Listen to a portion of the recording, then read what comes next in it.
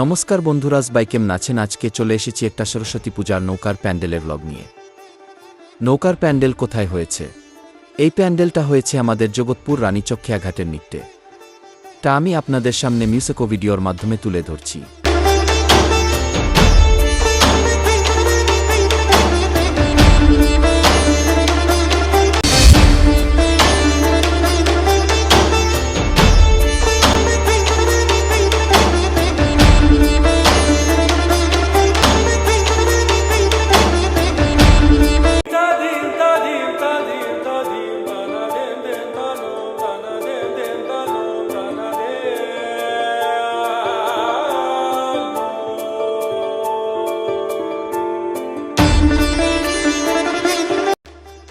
আর কেউ যদি আমাদের এখানে ঠাকুর দেখতে আসো তাহলে খেয়াঘাটে কাউকে জিজ্ঞাসা করলেই বলে দেবে।